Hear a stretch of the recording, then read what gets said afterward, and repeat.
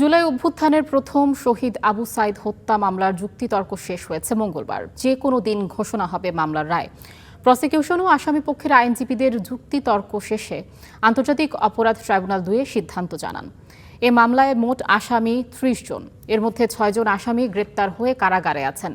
যুক্তিতর্ক শেষে প্রসিকিউশন আসামিদের সর্বোচ্চ শাস্তির আবেদন জানান। তবে আসামি পক্ষের আইনজীবীরা অভিযুক্তদের খালাস চেয়েছেন।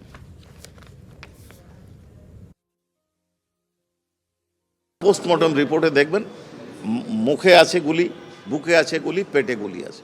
আবু সাইদের হত্যাকাণ্ডকে তৎকালীন স্বৈরাচার সরকার নিউরোজেনিক শকে তার মৃত্যু হয়েছে, মাথার আঘাতে, যেটা বলতে চেয়েছিলেন সেই কথাকে প্রমাণ করার জন্য এটা করা হয়েছিল। এবং আমরা এই তদন্তকারী কর্মকর্তা যিনি এটা কনসিল করেছেন তার বিরুদ্ধে ব্যবস্থা গ্রহণের জন্য কর্তৃপক্ষের কাছে চিঠি দেব। রংপুর মেডিকেল কলেজ হসপিটালের যিনি প্রশাসনিক প্রধান ছিলেন তারও স্বাক্ষর নেই, অর্থাৎ পোস্টমর্টেম রিপোর্টটি ডিফেক্টিভ।